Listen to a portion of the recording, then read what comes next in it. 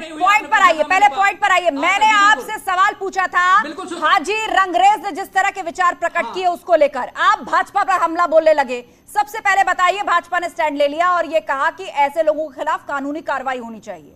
आप उस बात का समर्थन करते हैं या नहीं, या आप भी राजनीति में उलझाएंगे बात? ऐसे लोगों, मैं कह रहा हूं देश के खिलाफ, सुन लीजिए आस्था जी, इस देश के खिलाफ अगर कोई भी बोलता है तो उसके खिलाफ कठोर से कठोरतम कार्रवाई होनी चाहिए और 2-4 दिन के अंदर होनी चाहिए। उसमें लंबा ट्रायल भी नहीं होना चाहिए कि किसी और को मौका मिले। अब मैं आपको बताना चाह रहा हूं, जो आप मुझसे उदाहरण पूछ रही थी, 6 महीना पहले आगरा में समाजवादी पार्टी की रैली थी, मुझे 10 सेकंड दीजिएगा। आगरा में समाजवादी पार्टी की रैली थी, जो भारतीय जनता पार्टी कार्यकर्ता आके पाकिस्तान जिंदाबाद के नारे लगाया था, उसके खिलाफ कुछ नहीं हुआ।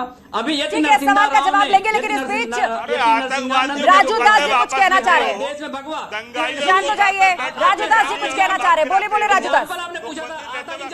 ठीक है, लेंगे इस पर जवाब, आएंगे एक बार सभी पैनलिस्ट बात रखें। देखिए, बहुत दुख के साथ मुझको कहना पड़ा है कि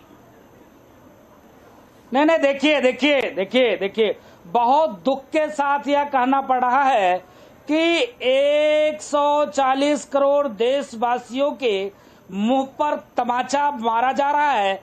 आपके शो में बैठकर एक अपने आप को मुस्लिम स्कॉलर कह रहा है, जो देश विरोधी, जो समाज विरोधी, जो राष्ट्र विरोधी बात कर रहा है, उसकी पैरोकारी आपके टीवी चैनल पर बैठ के कर रहा है। सबसे गलत बात है, ऐसे लोगों को आपको जगह नहीं देना चाहिए। एक तरफ तो आप देखिए, सीमा पर जिस प्रकार से हमारे फौज के ऊपर हमला होते हैं, हिंदुस्तान में जिस प्रकार से आतंकी वारदात होती है, जिस प्रकार से पूरे देश में आतंक का माहौल फैला जाता है, और उस देश का रहनुमा करने वाला टीवी चैनल पर बैठकर पाकिस्तान जिंदाबाद नारा जो लगाता है, उसको जस्टिफाई कर रहा है। बहुत दुख के साथ मुझको कहना पड़ा है, ऐसे लोगों को आपको हटाना पड़ेगा। ठीक है राजू दास जी। ए.के. जैन जी हमारे साथ है, पूर्व डीजीपी। ए.के. जैन जी, ये बताइए, यहाँ तो एक पैनलिस्ट का लग रहा है सेंटिमेंट हर्ट हो गया है। क्या इस देश में ये स्वीकार्य है, पाकिस्तान जैसे मुल्क के लिए आजादी का दिन, स्वतंत्रता दिवस का मौका, तिरंगा हाथ में और पाकिस्तान जिंदाबाद, और एक शख्स कहता है कि इससे क्या एतराज हो सकता है? देखिए, मुझे बड़ा कष्ट होता है। इंडिया ही एक ऐसा कंट्री होगा, हिंदुस्तान, जहाँ पे different political parties different tone में बात करती हैं। मेरा तो ये मानना है, एज एक्स पुलिस ऑफिसर, पूरा देश इस मुद्दे पर एक होना चाहिए।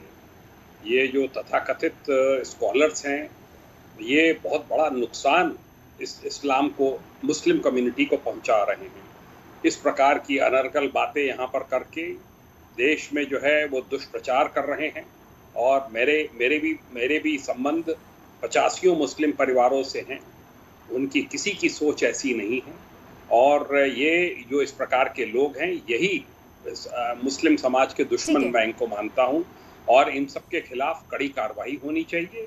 ये जो इस प्रकार का दुष्प्रचार करते हैं, इससे कुछ अन्य तत्वों को भी बढ़ावा मिल सकता है। बिल्कुल, इसलिए इसके ऊपर बहुत सख्ती से रोक लगाए जाने की आवश्यकता है। ठीक है, हाजी मेहरुद्दीन रंगरेज जी, आपने जो बात कही उसके बाद एक पैनलिस्ट कह रहा है कि आपके साथ डिबेट नहीं करेंगे। आपने जो कहा उस पर आपको पछतावा है। पहली बात, एक मिनट, पहली बात। और दूसरी बात ये कि आप लोग बार बार कहते हैं देश में अभिव्यक्ति की आजादी नहीं है। देखिए, आप अभी तक इस डिबेट में हैं, लगातार अपनी बात पर कायम है, बार बार बोल रहे हैं कि पाकिस्तान जिंदाबाद के नारे लगे तो लगे, कोई बात नहीं। और उसके बावजूद ना तो आपका सर किसी ने तन से जुदा करने का ऐलान किया, ना ही किसी खून खराबे और हिंसा की बात की।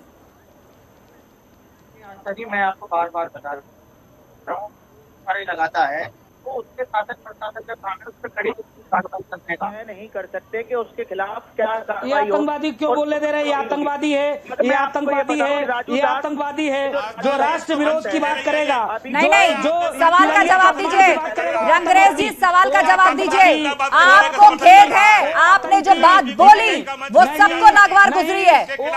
इस देश में पाकिस्तान जिंदाबाद के नारे लगेंगे क्या? नारे लगेंगे क्या पाकिस्तान जिंदाबाद के? और अब भी अपनी बात पर कायम है। इधर उधर की बात आप किए जा रहे हैं, मूल सवाल का जवाब दीजिए। नहीं, आपने जो कहा उस पर खेद है आपको कि नहीं है? और जो हिंदू राष्ट्र की बात करते हैं वो क्या करते हैं, उन पे नहीं होनी चाहिए देश, आप उन्हें आतंकी नहीं कहेंगे क्या? हाथ में तिरंगा लेकर, क्या हाथ में तिरंगा लेकर, एक मिनट, खत्म करना चाहते हैं? क्या हाथ में तिरंगा लेकर किसी आतंकी देश का जयकारा लगाया किसी ने? अजी सुनिए, बताइए, मैं सवाल पूछती हूँ अभी उससे। में बाकायदा हिंदू महासभा एक वो हुई है, संसद महासभा, उसमें बाकायदा उन सभाओं पर बाद में जाइएगा। आपने डिबेट की शुरुआत में ऐसी बात करी, आप उस पर जवाब दीजिए। आपको खेद है कि नहीं है, पछतावा है कि नहीं है? आप पाकिस्तान जिंदाबाद करेंगे क्या हिंदुस्तान के अंदर? अरे सुनिए, मैंने बार बार कहा जो हिंदुस्तान जिंदाबाद के नारे लगा रहे हैं वो उसको छोड़ दीजिए। पहले आप बताइए, आपने पाकिस्तान जिंदाबाद कैसे कहा? गलत बात कहता है तो उसके खिलाफ कानून कार्रवाई नहीं, आप जो कह रहे हैं वो सही है क्या? जो आपने कहा वो सही है क्या? पहले उस पर जवाब दीजिए।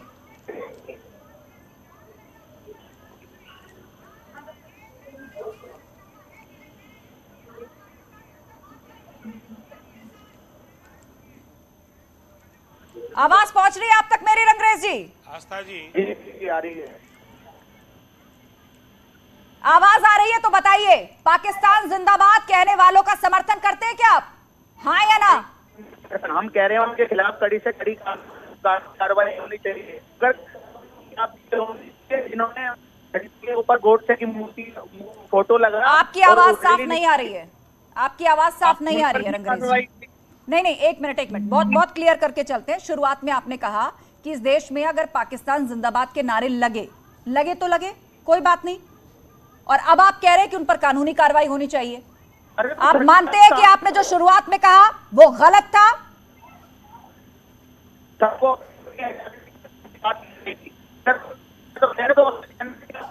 पीसीआर, इनकी आवाज ठीक करिए, दोबारा आएंगे आपके पास। इनकी आवाज सही करिए, इनकी आवाज ठीक से नहीं आ पा रही है। प्रोफेसर धर्मेंद्र यादव, बात सुन रहे हैं आप? पाकिस्तान जिंदाबाद के नारे पर सवाल होता है तो हिंदू महासभा में पहुंच जाते। क्या ये इस बात का जवाब हो सकता है? राष्ट्र के मुद्दे पर सबको एक होना चाहिए कि नहीं?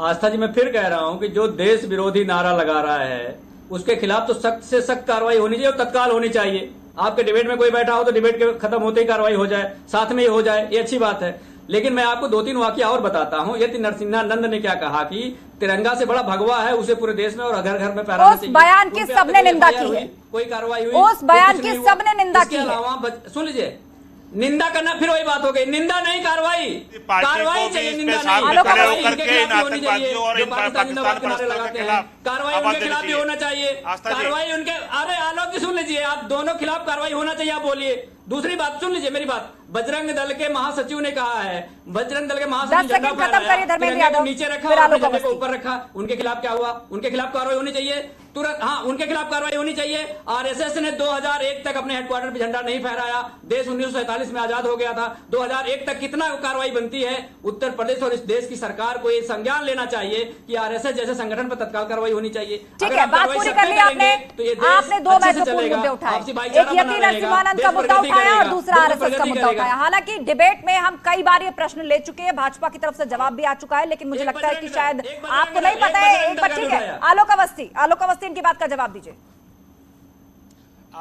देखिए आस्था जी, पहली बात यति नरसिम्हानंद क्या कहते हैं और कानून के विरुद्ध काम करेंगे, उनके खिलाफ कार्रवाई की गई, जेल भी भेजा गया है। और निश्चित रूप से हम किसी का समर्थन नहीं करते जो देश को बांटने का और देश को तोड़ने की बात करेगा।